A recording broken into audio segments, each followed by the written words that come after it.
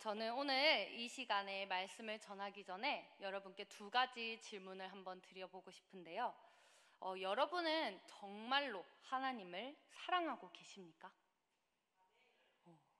그러면 여러분은 하나님을 사랑하는 것처럼 여러분의 이웃을 사랑하고 계시나요?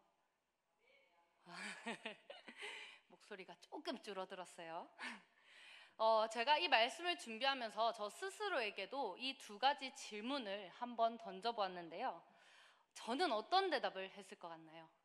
전도사인데 그래도 둘 다 예스라고 당당하게 했겠지라고 생각을 하시겠지만 저는 솔직하게 말해서 두 가지 질문에 자신 있게 예스라는 대답을 하지 못하겠더라고요.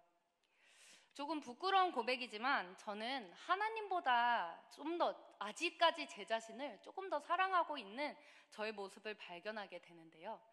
하나님을 사랑하지 않는다라기보다는 하나님보다는 저를 좀 더 먼저 생각하고, 그렇다는 것은 하나님보다는 저를 아직 사랑한다는 그런 뜻인 것 같습니다. 그런데 이렇게 하나님을 사랑하는 그 마음이 먼저 우선시 되지 않으니까 이웃을 사랑하는 그 마음 또한 어렵더라고요. 나라는 사람이 중요하다 보니까 하나님, 이웃을 더 사랑한다는 것이 쉽지 않다는 것입니다. 저의 경우가 이렇다면 어떤 분은 하나님 관계만을 중요시하는 사람도 있습니다. 우리 교회는 예수님의 십자가로 이루어진 공동체이지 않습니까? 이 십자가는 하나님의 사랑과 이웃 사랑으로 이렇게 이루어져 있는데, 십자가를 이루지 않고 이 막대기만 이루는 사람이 있다는 것이죠. 몇 년 전에 있었던 일인데, 제가 한 성도님과 함께 대화를 나누던 중에 그 성도님께서 이런 말씀을 하시는 겁니다. 자기는 이 막대기는 완성이 되었다는 것입니다.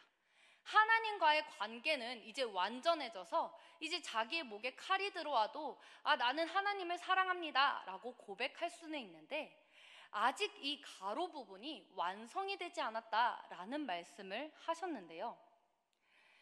이 십자가 사랑은 하나님과의 관계와 이웃 관계가 함께 이루어져야 되는 것인데, 하나님과의 관계만을 신경 쓰면서 이웃과의 관계에 대해서는 조금 힘들어하고 그것을 조금 미루려고 하는 그런 사람들이 생각보다 많이 계시더라고요. 말씀에는 분명히 하나님 사랑과 이웃 사랑 두 가지를 다 이야기를 하고 있지만, 우리는 둘 중 하나만 열심히 한다거나 아니면 둘 다 하지 않는 이러한 부분적인 순종의 모습을 보여주고 있습니다. 우리는 정말 많이 말씀을 보기도 하고 또 많은 말씀을 배우고 또 많은 설교를 듣기도 하지만 온전히 순종하는 모습은 보여주지 못하고 있습니다.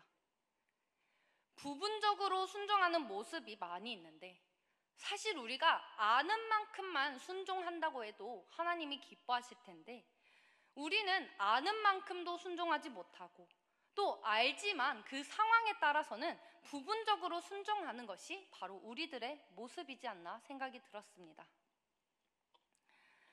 오늘 본문은 신앙생활을 조금 오래 해오신 분들에게는 너무나도 익숙한 이 비유의 말씀인데요.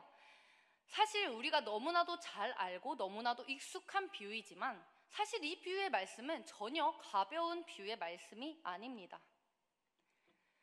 이 비유에서 요구되어지는 그 기준은 사실 우리가 제대로 온전히 순종하고 있는가를 살펴볼 때 우리는 감히 예스라고 대답할 수 없다는 것입니다.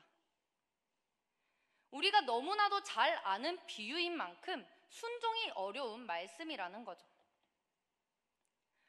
오늘 예수님께서 이 선한 사마리아인의 비유를 말씀하시기 전에 이 말씀을 하신 배경을 먼저 살펴보면, 한 율법교사가 예수님을 시험하기 위해서 선생님, 내가 무엇을 해야 영생을 얻으리까? 라고 묻습니다.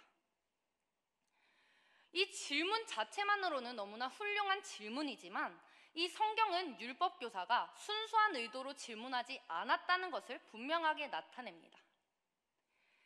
여기에 이 시험하여 이르되 라는 표현으로 우리는 이 율법교사가 그 순수한 의도로 이 질문을 하지 않았다는 것을 알고 있는데, 사실 이 질문 자체는 너무나도 중요한 질문입니다.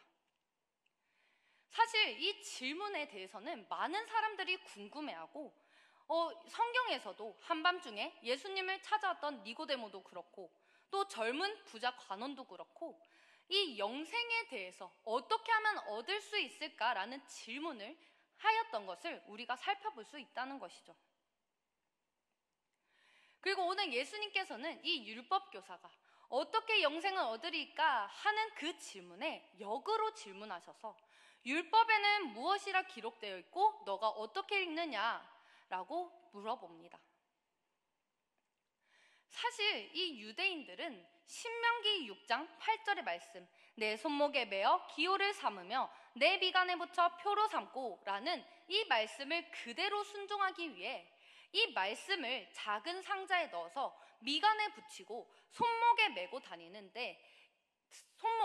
다니는 이러한 모습을 보여주는데, 그들은 이렇게 함으로써 자신들의 영성을 나타내고자 하였습니다.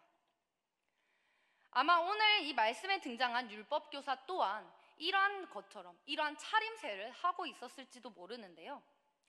그만큼 그들은 보여지는 모습에 또 말씀에 진심을 담고 있습니다. 그래서 예수님께서 질문하셨을 때 그들은 막힘없이 너는 마음을 다하고 뜻을 다하고 힘을 다하여 내 하나님 여호와를 사랑하라, 그리고 내 이웃 사랑하기를 내 자신과 같이 사랑하라 하는 이 율법의 핵심을 정확히 이야기하였습니다. 율법교사는 비록 예수님을 시험하고자 이 질문을 하였지만 예수님께서는 잘 대답하였다고 칭찬을 하십니다. 내 대답이 옳다, 그러니 이를 행하라, 그러면 살리라 라고 말씀을 하십니다. 예수님께서는 하나님 사랑과 이 이웃 사랑, 이 율법의 핵심을 너가 너무나 잘 알고 있으니 이것을 그대로 행하라 라고 말씀을 하시는데요. 그런데 사실 이 율법을 완벽하게 온전하게 지키기라는 절대로 불가능합니다. 율법을 완벽하게 지키며 살아가는 사람이 과연 몇이나 존재할까요? 예수님께서 말씀하신 이 부분은 행위의 부분인데, 우리는 행위로서 구원을 받을 수 없다는 것을 너무나도 잘 알고 있습니다. 우리가 행위로서 구원을 받아야 한다면 이 율법을 완벽하게 지을 수가 없으니 행위로서 구원을 받는 자는 한 명도 없을 거라는 것입니다. 그렇기에 우리는 예수님의 은혜로 우리가 주님 앞에 나아갈 수 있다는 것이고, 이 율법은 단지 내 자신을 돌아보게 하는 거울 역할을 할 뿐인 것을 우리는 잘 알고 있습니다. 그렇게 율법교사가 예수님께서 이것을 행하라 라고 하였을 때 본인이 양심적인 사람이고 정직한 사람이었다면 하나님을 마음을 다해 사랑하지 못하고 이웃을 나의 몸과 같이 사랑하지 못한다는 것을 인정하지 않을 수가 없었을 것입니다. 그는 율법교사라는 이름에 걸맞게 끊임없이 율법을 연구하는 사람으로서 사람의 힘으로는 이 모든 율법을 지키지 못한다는 것을 깨달았을 것입니다. 아니, 깨닫지는 못하더라도 알고는 있었을 것입니다. 이 율법을 다 지킬 수 없다라는 것은 그는 알고 있었을 것입니다. 그렇다면 예수님의 대답을 들었던 이 율법교사는, 주님, 내 경험으로 보니 이 계명을 온전히 지키는 것이 너무나도 어렵습니다. 그러면 어떻게 내가 온전히 이 계명을 지킬 수 있겠습니까? 라는 질문을 해야 옳은데, 이 율법교사는 자신이 죄를 인정하고 그것에 대한 용서를 구하고 싶은 마음이 전혀 없었습니다. 그는 내가 이렇게 하지 못하는 것에 대해서, 내가 이 율법을 온전히 지키지 못한다라는 것에 대해서 인정하기가 싫었습니다. 그는 오히려 자기를 옳게 보이려고 하였습니다. 죄를 인정하고 회개하여서 하나님 앞에 더 나아가 진정으로 영생을 얻는 것이 무엇인지를 알고자 한 것이 아니라 율법 교사라는 그 체면 유지가 더 중요하였고, 사람들에게 옳게 보여지는 그 이미지가 너무 중요했기 때문에 그는 어떻게 해야 그러면 구원을 얻습니까? 라고 질문을 하는 것이 아니라 내 이웃이 누굽니까? 라는 질문을 하는 것입니다. 율법교사의 이 의도는 하나님을 마음을 다해 사랑하는 이 문제는 일단은 건너뛰고 이웃의 범위를 내가 편한 사람, 내가 좋아하는 사람이라면 나는 충분히 이웃 사랑의 개념을 실천하고 있다라는 것을 보이고 싶어서 내 이웃은 누구니까? 라는 질문을 하였던 것입니다. 이 랍비들은 전통적으로 이 레위기 19장 18절에서 하나님께서 내 이웃을 내 자신과 같이 사랑하라 하는 이 말씀을 내 이웃을 사랑하고 내 원수는 미워하라 라고 전통적으로 해석해 옵니다. 그렇기에 전통적으로 내 이웃은 사랑하고 내 원수는 미워하라고 해석을 해왔으니 그들의 입장에서는 내가 사랑하고 싶지 않은 사람은 그냥 원수로 정의해버리면 끝이 되는 것입니다. 그러니 내가 사랑하고 내가 편하고 내가 대하기 쉬운 사람은 이웃 사랑을 잘 실천하고 있으니 그들은 이것을 옳게 보이기 위해 예수님에게 이런 질문을 했다는 것입니다. 우리는 율법교사의 이런 모습만 보면 율법교사를 손가락질 할 수도 있습니다. 어떻게 그럴 수가 있어? 그게 말이 돼? 그런데 사실은요, 이 모습이 바로 율법을 대하는 우리의 모습과도 비슷합니다. 우리는 말씀을 내 방식대로 해석을 합니다. 나에게 유리한 쪽으로 해석해서 그것을 합리화해버립니다. 내가 그렇게 살아갈 수가 없으니 그렇게 살아가면 힘이 드니까 율법에 나를 맞추는 것이 아니라 율법을 나에게 맞춘다는 것이죠. 저는 그렇지 않다라고 말씀을 드릴 수 없습니다. 저도 끊임없이 제 행동에 대해서 합리화하고 싶어서 그러다가는 사랑의 하나님인데 이 정도는 봐주실 수 있겠지. 하나님은 사랑이시라는데 사랑으로 덮어주시겠지 라고 생각을 한다는 것이죠. 근데 이것은 죄성을 가진 사람의 모습이라는 것입니다. 그런데 우리가 계속 이러한 상태에 머물고 있을 수는 없지 않습니까? 우리는 모두 성숙한 그리스도인이 되길 원하고 우리가 하나님께서 더욱더 기뻐하시는 모습으로 나아가길 원하지 않습니까? 그렇다면 이제 우리는 우리의 모습을 직면해야 합니다. 나의 잘못된 모습, 나의 추악한 모습, 합리화하고 피하려고만 했던 내 모습을 이 거울로 통해 율법을 통해 비춰보면서 나의 모습을 직면해야 한다는 것입니다. 그런 의미에서 이 사마리아인의 비유가 가벼운 비유가 아니라는 것입니다. 어쩌면 지금 시대에 이 선한 사마리아의 비유가 굉장히 불편하게 다가올 수도 있습니다. 이기주의와 개인주의가 팽배한 지금 시대적으로 이 사마리아 비유를 봤을 때는 지금 시대와는 전혀 맞지 않다고 생각이 드는 비유이기 때문입니다. 그러나 우리가 오늘 이 말씀을 통해서 우리의 모습을 한번 비춰보려고 합니다. 예수님께서 설정하신 이 배경은 율법교사에게는 너무나 익숙한 예루살렘에서 여리고로 가는 이 길인데요. 이 길은 실제로 존재하는 길인데 이 지형을 한번 살펴보게 된다면 너무나도 지형 자체가 험난하고 그곳에 정말 너무나 30km 채 안 되는 길이지만 너무나도 거칠고 황량한 산지를 따라 구불구불 길이 이어져 있습니다. 이 험난한 지형에서 강도를 만나게 된다면 그것은 특별하게 이루어지는 일이 아니라 이 험난한 지형 속에서 강도를 만난다는 것은 누구에게나 이뤄질 수 있는 일이었습니다. 그리고 길이 험난하기에 도망가기도 어렵고 강도를 만난다면 속수무책으로 당하는 그러한 지형이었습니다. 이곳에서 예루살렘에서 여리고로 가는 이 길에서 한 남자가 강도들의 습격을 당했습니다. 이 강도들은 남자의 소유를 빼앗고 그것으로 모자라서 그를 벌거벗기고 또 그를 심하게 두들겨 패서 거의 죽기 직전의 상태로 만들고 그를 그냥 내팽겨치고 사라져버렸습니다. 자신이 가진 모든 것을 빼앗긴 채로 죽어가는 이 남자는 잃어갈 힘조차 없이 길바닥에 쓰러져 있었습니다. 아마 그냥 이 상태로 죽음을 맞이하겠구나라는 생각을 했을 수도 있습니다. 그런데 그때 마침 이 남자에게 한 줄기의 희망이 보였는데 바로 한 제사장이 그 길을 내려가고 있는 것입니다. 제사장이라면 율법을 너무나도 잘 알고 있고 내 이웃을 내 몸과 같이 사랑하라 하는 그 말씀을 너무나도 잘 알고 있으니 이 남자는 당연히 이 제사장이 나를 구해주겠구나 라고 생각했을 것입니다.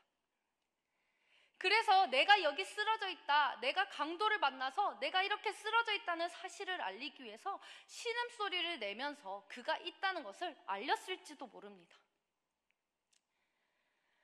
이 제사장이 그런데 어떻게 행동하냐면 그를 그냥 보고 피하고 지나쳐버립니다. 두 번째로 레위인이 지나가게 됩니다. 이 레위인에게서 다시 한번 희망을 걸어봅니다. 그런데 이 레위인 역시 그냥 보고 지나쳐버립니다.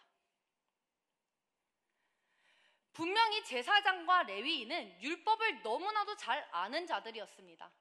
하나님 말씀에 분명 내 이웃을 내 몸과 같이 사랑하라 라고 명하였고 출애굽기 말씀을 살펴보면 출애굽기 23장 4절 5절 말씀에 내가 만일 내 원수의 길 잃은 소나 나귀를 보거든 반드시 그 사람에게로 돌리지며 내가 만일 너를 미워하는 자의 나귀가 짐을 싣고 엎드려짐을 보거든 그것을 버려두지 말고 그것을 도와 그 짐을 부릴지니라 라고 말씀을 하고 있습니다.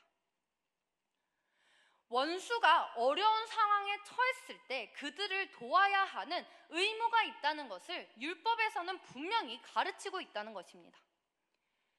그리고 제사장이라면 레위인이라면 적어도 하나님의 말씀을 아는 자들이라면 마땅히 그 강도 만난 자를 도와야 되는데 그들은 두려웠던 것입니다.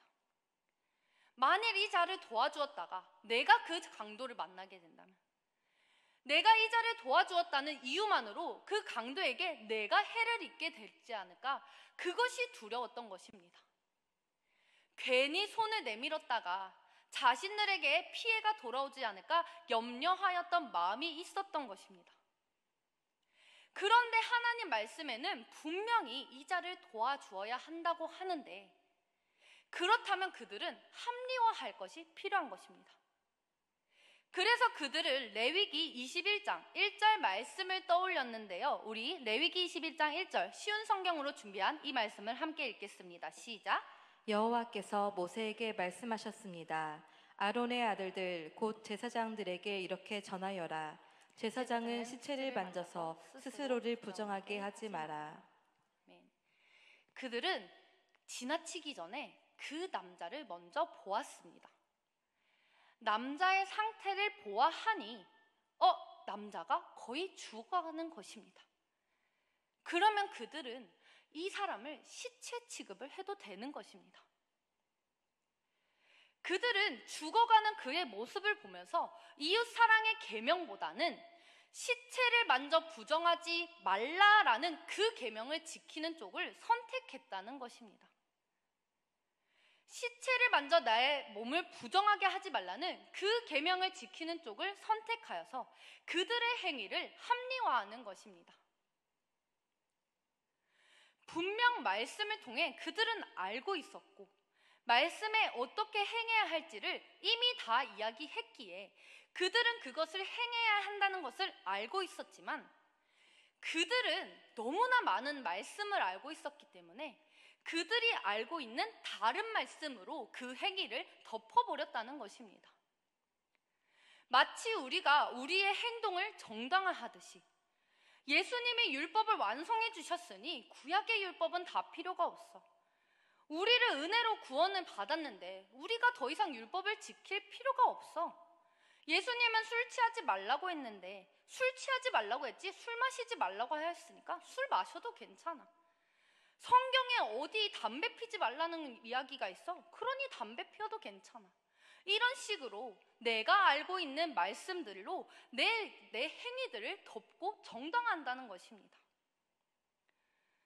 이것이 저와 여러분의 율법을 대하는 모습이라는 것입니다.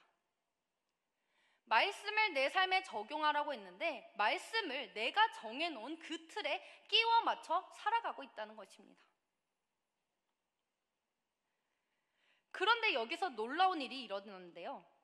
유대인들이 가장 경멸하고 너무나도 싫어하면서 상종하기조차 싫어하는 정말 사람들의 미움받는 존재로 살아가는 그 사마리아 사람이 그를 보게 됩니다.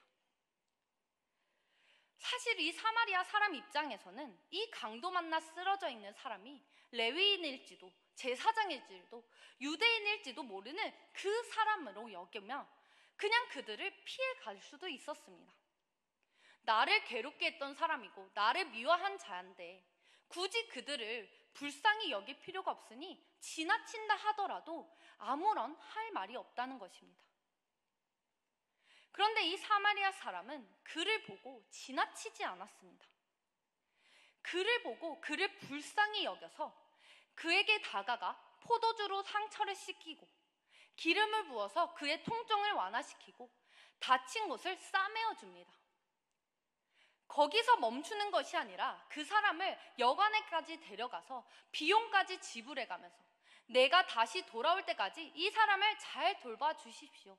만일 내가 돌아왔을 때 비용이 더 들었다면 내가 그 비용을 지불하겠습니다. 라고까지 이야기를 합니다. 여러분들이 보셨을 때 하나님의 율법을 가장 잘 실천한 사람은 누구인 것 같나요? 두말할 것 없이 사마리아 사람입니다. 그렇다면 하나님을 사랑하는 자의 모습이 어떤 모습이 되어야 할까요? 바로 이 사마리아 사람의 모습입니다. 율법교사는 자기를 옳게 보이기 위해서 누가 내 이웃입니까? 라는 질문을 던졌지만 예수님께서는 이 비유를 말씀하신 후에 반대로 질문하십니다. 누가 강도 만난 자의 이웃이 되겠느냐? 사마리아 사람이라고 언급하기조차 싫어서 자비를 베푼 자라고 대답하는 율법교사에게 가서 너도 이와 같이 행하라 라고 말씀하십니다. 사랑하는 성도 여러분, 이 사마리아인이 이 비유의 중심에 등장하지만 이 비유의 초점은 사마리아인이 아니라 그가 사랑을 베푼 방식입니다. 제사장도 레위인도 사마리아인도 이 강도 만난 자를 보았습니다. 그런데 그것을 보고도 긍휼히 여긴 자는 오직 사마리아인 한 사람밖에 없었습니다. 율법을 다 안다 하고 많이 알고 있다고 하는 사람은 제사장과 레위인이었지만 그들은 율법에 기록된 말씀 중 자신들이 순종하고 싶은 부분만 가지고 와서 그 부분만 순종하며 살았다는 것입니다. 그러나 사람들에게 손가락질 받고 미움당했던 이 사마리아인은 강도 만난 자에게 다가가 상처를 치료해주고 자신의 시간과 물질을 모두 희생하는 모습을 보여주었습니다. 율법교사는 누가 내 이웃입니까? 누가 내 이웃의 범위에까지 해당이 됩니까? 라는 질문을 하였지만 예수님께서는 가서 너가 이웃이 되어주라 라고 말씀하십니다. 우리는 내가 섬기고 싶고 내가 섬기기 편한 이웃을 찾아서 이웃 사랑의 계명을 실천하려고 합니다. 내가 섬기고 싶지 않은 사람들은 내가 사랑하고 싶지 않은 사람들은 내가 쉽게 다가가지 않습니다.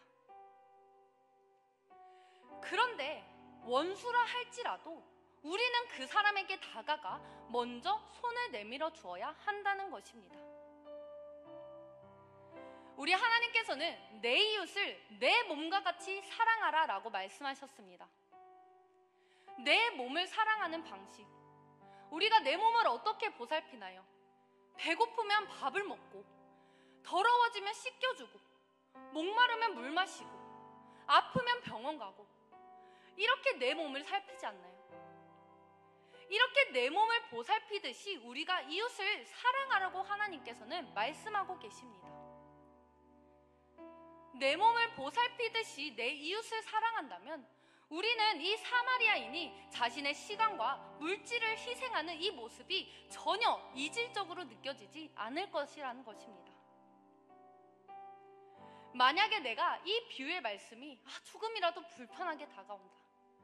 지금 우리 사회가 이기적이고 개인주의가 팽배한 사회인데, 내가 착하게 살면 손해보는 이 시대인데 어떻게 이렇게 살아갈 수 있냐, 이거 불편하다라고 여기게 된다면, 혹시 내가 이 사회를 핑계를 삼아서 이웃 사랑하는 이 계명을 거부하고 싶은 건 아닌지, 내가 제사장과 레위인처럼 순종하고 싶은 부분만 순종하고 싶은 것은 아닌지 우리의 모습을 돌아보아야 합니다. 내가 만일 이 비유의 말씀이 정말 나의 모습을 보는 것 같아서, 내가 이 제사장과 레위인의 모습을 보는 것 같아 내가 너무 마음이 불편하고 힘이 든다면, 우리 예수님께서 실천하셨던 이웃사랑의 가장 모범이 되어주신 그 모범이 한번 생각해 보시기 바랍니다. 자기 목숨보다도 나를 더 사랑해 주셔서 생명까지 버려가면서 사랑의 모습을 보여주신 그 예수님을 사랑한다면, 그리고 내가 그분을 사랑하기로 결심을 했다면, 나를 미워하는 사람일지라도, 나를 정죄하는 사람일지라도, 혹은 내가 미워하는 사람일지라도 내가 그 사람을 사랑할 수 있게 될 줄 믿습니다.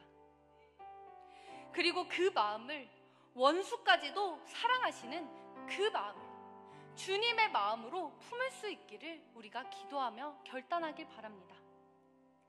우리가 오늘 이 밤에 오늘 말씀을 듣고 함께 결단하며 기도하며 나아갈 때, 내가 사랑할 수조차 없다 느껴졌던 그 사람을 떠올려 보시길 바랍니다.